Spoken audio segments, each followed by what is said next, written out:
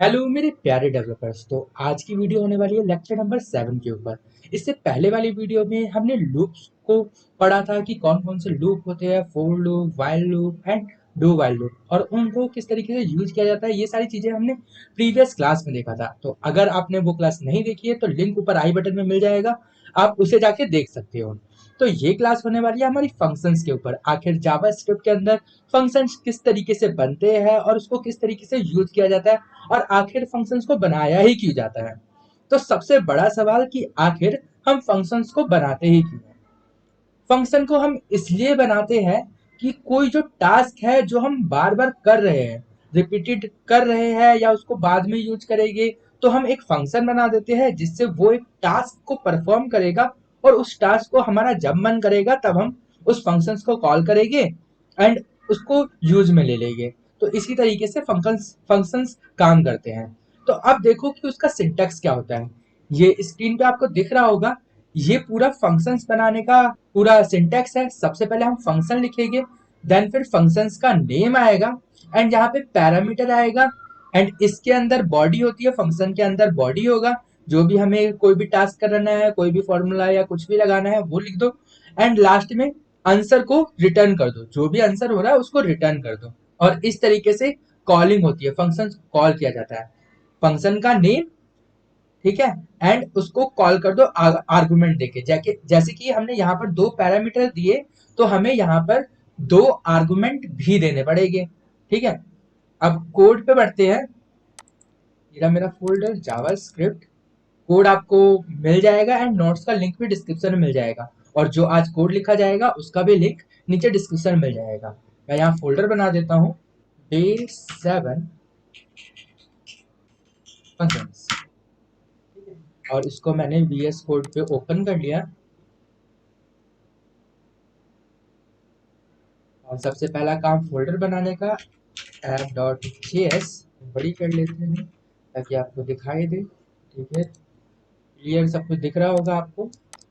And यहाँ पर अब हम फंक्शन बनाते हैं। जैसे कि पहला फंक्शन हम बनाते हैं छोटा सा, जो कि हमें ग्रीट मैसेज देगा। ठीक है, fun फंक्शन लिखो, देन नेम लिखो। मैं चाहता हूँ कि ग्रीट नाम हो। ठीक है, अब यहाँ पर अगर आपको कुछ पैरामीटर पास करना है तो यहाँ कर सकते हो, अगर नहीं करना तो खाली भी छोड़ सकते हो।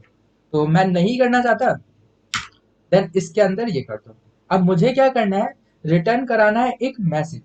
तो मैं चाहता हूँ कि ये फंक्शन कॉल हो और एक कंसोल आ जाए बस, कंसोल डॉट लॉग। मैं चाहता हूँ ये लॉग करे वेलकम, वेलकम। एंड अब मैं इसको रन करूंगा तो ये कंसोल नहीं चलेगा, देखना कुछ भी नहीं आया, खाली, कुछ भी प्रिंट नहीं हुआ। क्यों प्रिंट नहीं हुआ? क्योंकि जब भी हम फंक्शन बनाते हैं तो उसको कॉल करना भी जरूरी होता है। अब कॉल कैसे करते हैं? सिंपल सा है। जो भी आपने फंक्शन का नाम दिया है, जैसे कि मैंने ग्रीट दिया था, एंड ऐसे सर्कुलर ब्रैकेट बना दो। अब ये कॉल भी हो गया। रन करता हूँ, ये देखो वेलकम मैसेज प्रिंट हो गया। तो ये काम किस तरीके से किया? सबसे पहले इसने फंक्शन फंक्शन को देखा, बन गया, हाँ ठीक है, लेकिन ये रन नहीं होगा। रन ये तभी होगा जब तक इसको कॉल नहीं किया जाएगा। जैसे ही कॉल हुआ, इसने फंक्शन को चेक किया और इसके अंदर की चीज को रन करा दिया। ये तो एक सिंपल सा मैसेज प्रिंट करने के लिए था। अब एक दूसरा कोई काम, कोई टास्क को परफॉर्म करने के लिए भी कर सकते हैं। जैसे कि मैंने एक बनाया फंक्शन, फंक्शन यहाँ पर इसको सम बनाता हूँ। सम ये अपने अंदर दो आर्गुमेंट लेगा, ए कॉमा बी, दो पैरामीटर्स लेगा अपने अंदर। एंड फिर इसके बाद क्या होगा, लेट जो एस है वो क्या करेगा, ए प्लस बी कर देगा। ठीक है, अब हमें इसको वो भी तो करना पड़ेगा, रिटर्न भी तो करना पड़ेगा। तो रिटर्न कर दो, जो भी आपका आंसर आ रहा है उसको रिटर्न कर दो। रिटर्न क्या करूं, आंसर किस में है, एस में स्टोर है, तो इसको आंसर ही बना लेते हैं ना, आंसर। एंड यहाँ पर भी आंसर। ठीक है, अब देखो, अब इस फंक्शन को रन करने के लिए मुझे कॉल भी करना होगा। तो कॉल किस तरीके से करेंगे, जैसे कि सम ब्रैकेट में क्या आएगा, ब्रैकेट में दो पैरामीटर। पैरामीटर क्या है, दो वैल्यू जिसका मुझे सम कराना है, जैसे कि 12 कॉमा 15। अब मैं इसको रन कराऊंगा लेकिन कुछ कंसोल में दिखाई नहीं देगा। क्यों नहीं दिखेगा? क्योंकि मैंने तो कुछ प्रिंट ही नहीं किया। तो प्रिंट करने के लिए क्या करते हैं, इसको ही कंसोल करा देते हैं।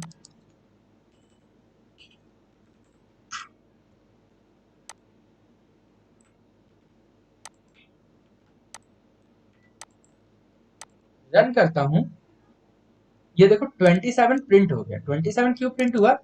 क्योंकि इन दोनों को ऐड करने का हमने सम का फंक्शन बनाया था, इसलिए इसने सम कर दिया। ऐसे ही हम कुछ और भी फंक्शन बना सकते हैं, जैसे कि ये सम का फंक्शन था, एक मैं मेल फंक्शन बना देता हूं।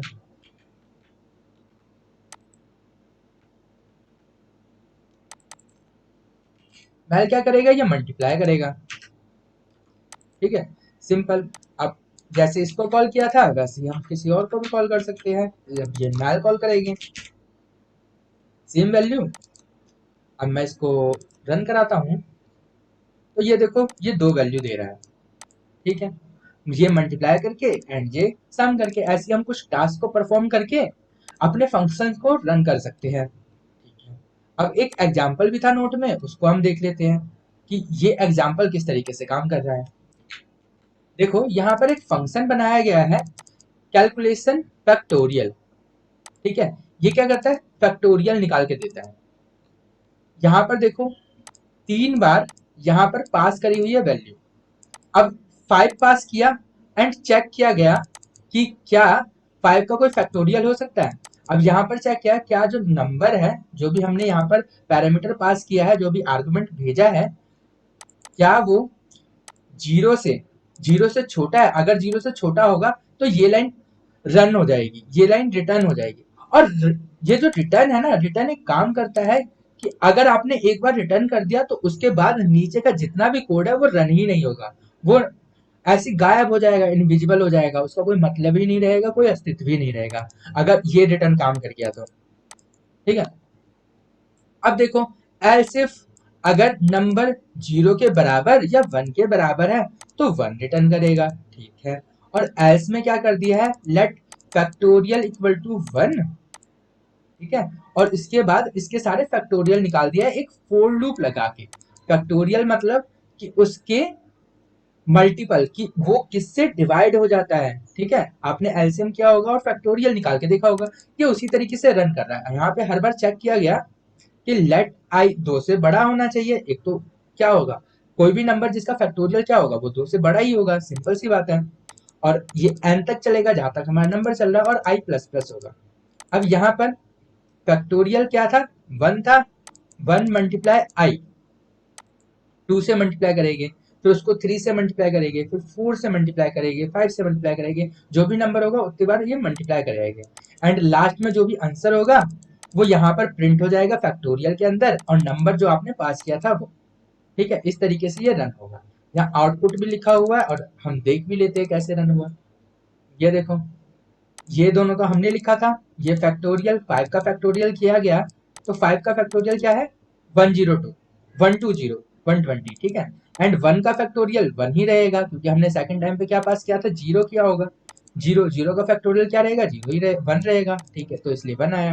एंड सेकंड टाइम पे हमने नेगेटिव वैल्यू पास कर दी, जीरो से छोटी वैल्यू पास कर दी, इसका मतलब उसका कोई फैक्टोरियल नहीं होगा, तो ये यहीं पर रिटर्न कर गया। ठीक है, उम्मीद करता हूँ कि ये फंक्शन आपको समझ में आया होगा। और एक छोटा सा टॉपिक और है आज का, उसको भी हम देख लेते हैं, लेकिन इंपॉर्टेंट है। स्कोपिंग। स्कोपिंग स्कोपिंग क्या होता है? स्कोपिंग हमारे पास दो तरीके की होगी, एक होता है लोकल स्कोप, एक होता है ग्लोबल स्कोप। अब local scope and global scope क्या रहेगा, देखो जैसे कि मैंने एक फोर लूप बनाया, लेट आई इक्वल टू 0, आई 10 तक, एंड आई प्लस प्लस। अब देखो लोकल स्कोप क्या रहेगा, जैसे कि ये जो मैंने कर्ली ब्रैकेट बनाया है, इस कर्ली ब्रैकेट के अंदर जो भी वेरिएबल बना है वो क्या रहेगा, लोकल स्कोप के अंदर रहेगा। ठीक है, जैसे ये आई है, ये फोर लूप के अंदर बनाया गया है, तो इस आई को, ये जो आई है ना, ये फोर लूप के बाहर रन ही नहीं होगा, प्रिंट ही नहीं होगा। तो यहाँ पर मैं एक दूसरा ही बना लेता हूँ, स्कोप डॉट जेएस नाम से। अब इसके अंदर समझाते हैं स्कोपिंग को। जैसे कि मैंने ये बनाया कर्ली ब्रैकेट, अब इसके अंदर मैंने लेट आई इक्वल टू 0 कर दिया, ठीक है। एंड ये क्या हो गई, कर्ली ब्रैकेट के अंदर एक स्कोप हो गया है, ठीक है।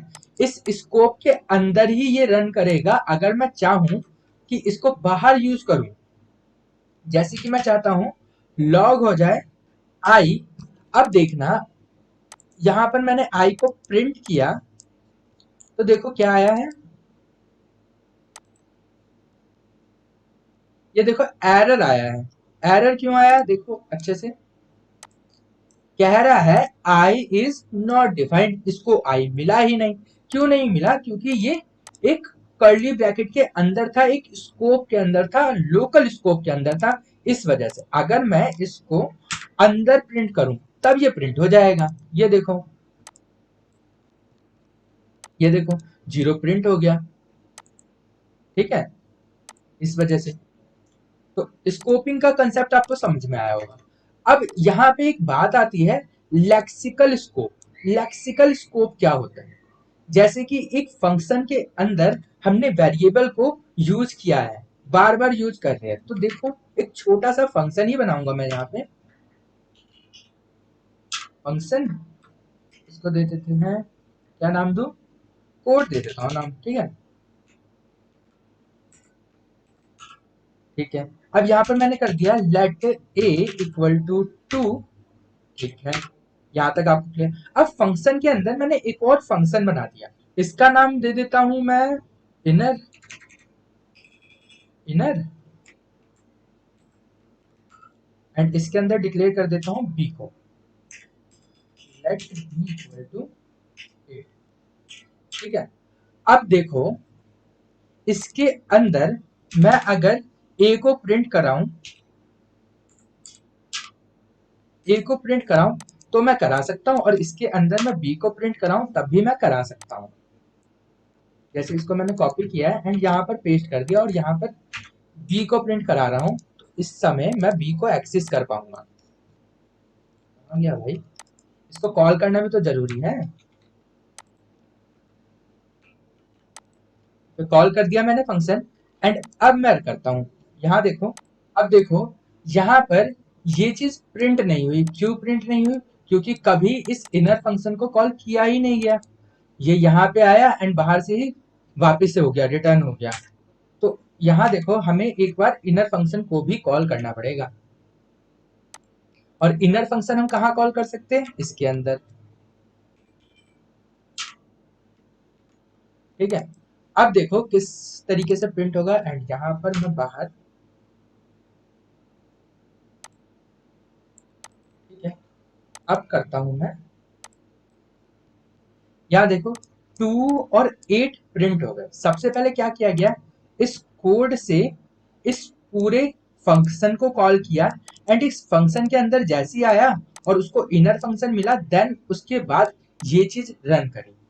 और यहाँ पर आप देख सकते हो कि ये जो इनर नाम का फंक्शन है वो इस ए को भी एक्सेस कर पा रहा है। क्यों एक्सेस कर पा रहा है, क्योंकि ये इस वाले कर्ली ब्रैकेट के अंदर है, इस वजह से, ठीक है। लेकिन अगर मैं चाहूं कि इस बी को यहां पर यूज करूं, अब देखो ये भी इस कर्ली ब्रैकेट के अंदर है, तो इसका स्कोप सिर्फ और सिर्फ इतना ही है, ठीक है। तो ये बाहर मैं एक्सेस नहीं कर सकता, तो क्या होगा, एरर देगा। देखते हैं, ये देखो एरर दे दिया है ना, कि बी इज नॉट डिफाइंड। क्यों, क्योंकि बी तो इसको मिला ही नहीं। अगर ये ए होता तो इसको बड़े आसानी से मिल जाता।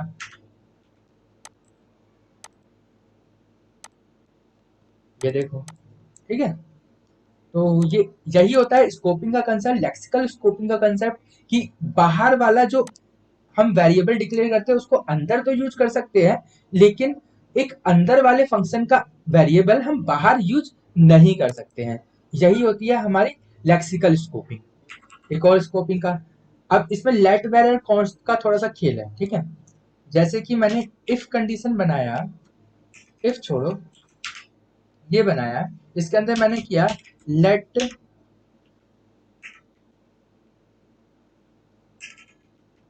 a equal to 6 and const b equal to 15 and where c equal to 10 कर देते हैं। ठीक है, अब यहां पर अगर मैं प्रिंट करूं इसको a को एंड कॉमा स्पेस दे देते हैं b को एंड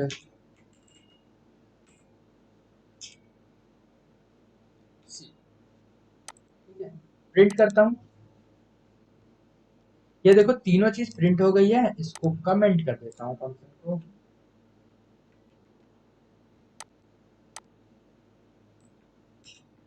ठीक है, ये तीनों चीज प्रिंट हो गई है। लेकिन अगर मैं इसको ही बाहर करूं, अब प्रिंट करूं तो एरर दे रहा है। क्यों एरर दे रहा है? क्योंकि हमें पता है कि लेट का और कॉन्स्ट का क्या होता है, लोकल स्कोप होता है, ये ग्लोबल स्कोप नहीं होता, ये रन नहीं करेगा। लेकिन एक चीज दिखाता हूं, अगर वैर को, अगर सी को मैंने वैर से डिक्लेयर किया है तो ये एक्सेस कर सकता हूं मैं। ये देखो 10 प्रिंट होके आ गया। लेकिन इसके जगह मैं ए या बी को प्रिंट करूं तो वो नहीं होगा। क्यों? क्योंकि उसका लोकल स्कोप होता है, इस वजह से ये देखो एरर दे दिया। ठीक है, यही चीज होती है स्कोपिंग के अंदर। उम्मीद करता हूँ कि ये चीज आपको समझ में आई होगी। आज की वीडियो थोड़ी सी इंटरेस्टिंग लगी होगी क्योंकि आज हमने थोड़ा सा ज्यादा पढ़ा है, थोड़ा सा कॉम्प्लिकेटेड टॉपिक पढ़ा है। तो मैं चाहता हूँ कि आप इसकी प्रैक्टिस करो, और वीडियो अच्छी लगी हो तो वीडियो को लाइक करो, चैनल को सब्सक्राइब करो और अपने दोस्तों को शेयर करो, ताकि वो भी जावास्क्रिप्ट की सीरीज को अच्छे से देख पाए और जावास्क्रिप्ट को काफी आसानी से समझ पाए। तो अब मैं मिलता हूँ आपको अगले वीडियो में, तब तक के लिए गुड बाय, sayonara।